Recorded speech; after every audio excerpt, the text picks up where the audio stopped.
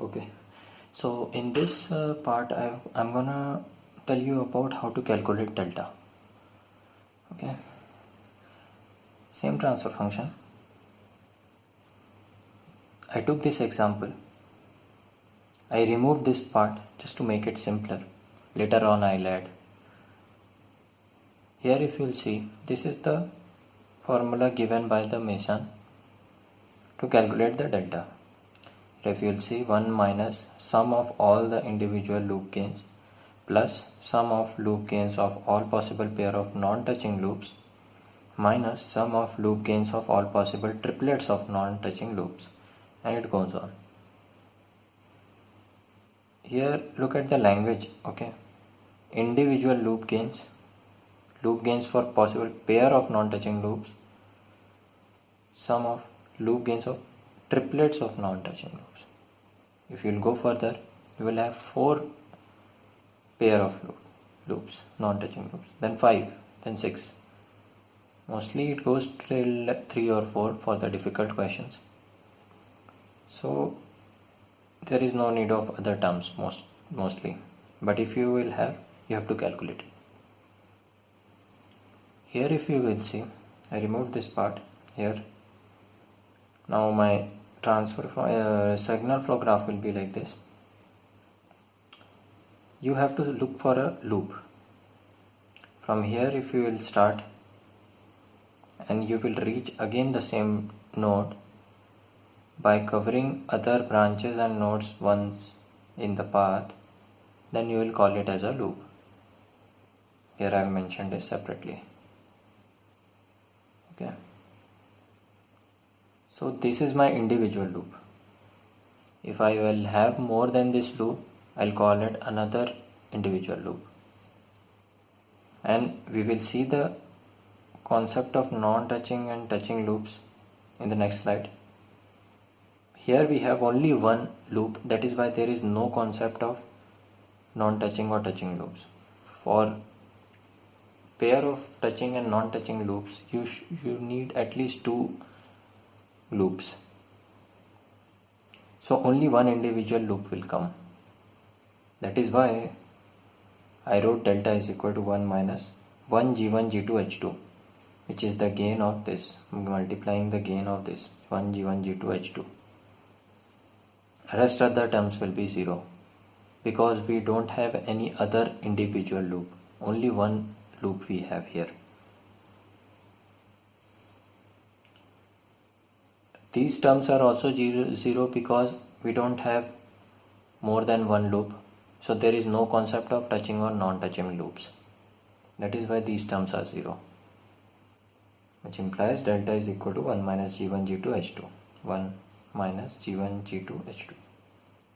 Now what I'll do is, I'll take an example where you will find an non-touching or touching loop in the SFG. How you gonna deal with it? See in this example. These 3 examples, this slide you should watch carefully, okay? In the first example, if you'll see, I took this SFG. We have one loop 1, 2 and H1. We have another loop 3 and H2. And you can see these 2 are non-touching loops. Why they are non-touching loops? Because they don't have any node or branch common to each other. There should be one node or one branch should be common to each other to call them as touching loops. So these are my non-touching loops. In this example, if you will see, this is my one loop, this is my one loop, same like this, but we have a node common. Because of this, we will call it as touching loops. Similarly, in this example, this is one loop, this is one loop.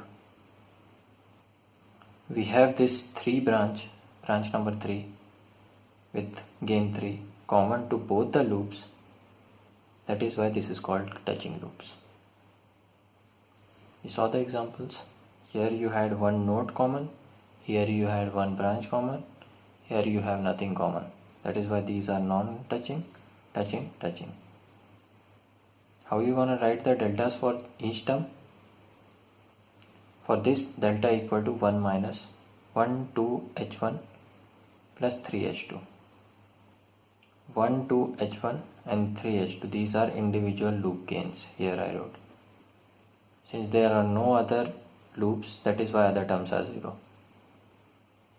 Here if you will see plus 1 2 h1 3 h2, 1 2 h1 3 h2 will be the loop gain of non-touching loops. Since they are non-touching, I have multiplied all the gains, this and this.